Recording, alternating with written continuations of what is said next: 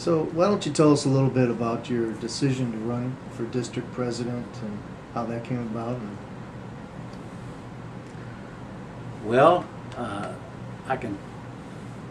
was happy being a business rep, Okay. to tell you the truth. I was very happy being a business rep. But there were some strong factions within the union.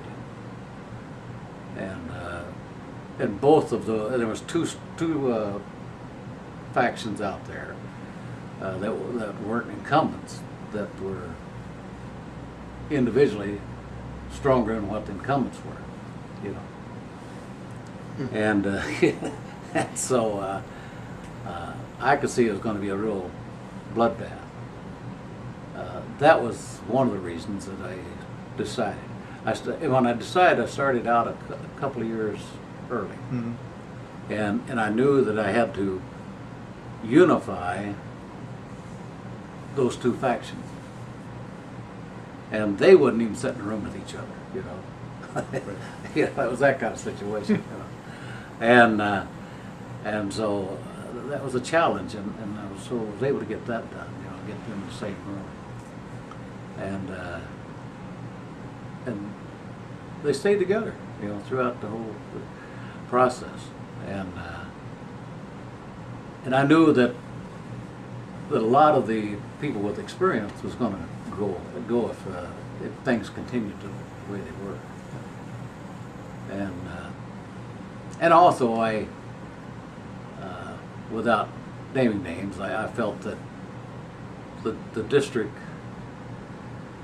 was not its own, that there were other elements that had agendas, a broader agenda, Right. Than what, I don't know if you'd be able to use this, but anyway, that, the fact that that was going to happen, and I just had a strong feeling that the president should mean something, that that whether you got reelected or not, they ought to know that it meant something, that you were elected, and I don't feel there for a few years, a few terms, that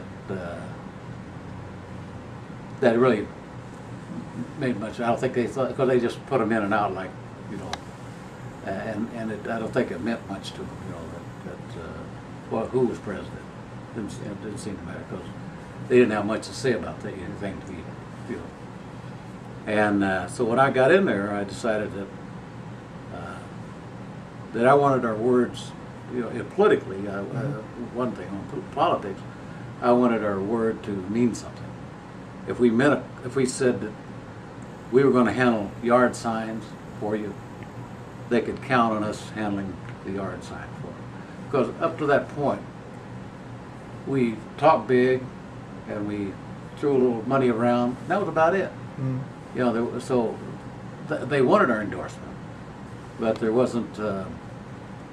It wasn't that strong, And I wanted it to be politically strong, in politics, and we went from raising, I forget what the amount of MMPL money was, but we went up about 350 a year to what it is now.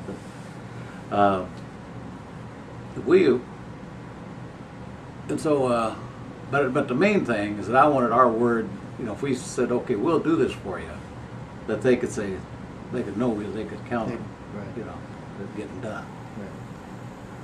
Right. Negotiations, and basically I wanted as president to run the show,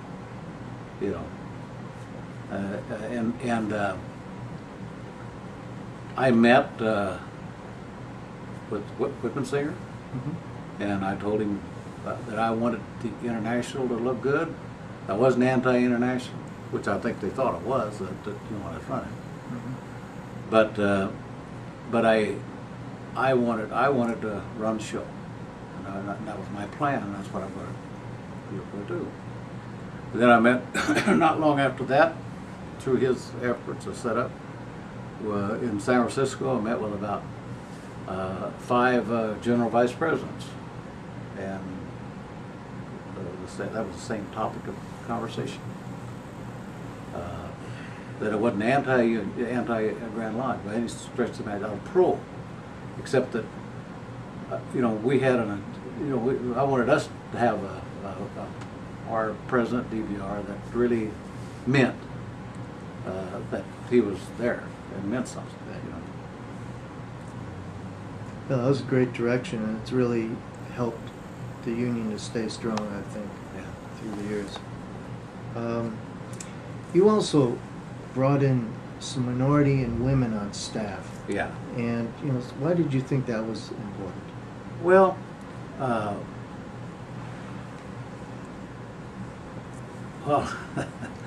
I know when I first got elected business representative, that it was all guys, and they all wore black suits and black ties, and it all looked pretty much the same, and all white, and I just felt the union would be stronger, if we had minority representation and women representation. I felt that there were issues there that needed to be addressed, and so that's why I appointed a women's committee and also minorities committee. I know there was efforts for many years up to that point when I was appointed. I think they've done some good work. Yeah, they have. Yeah.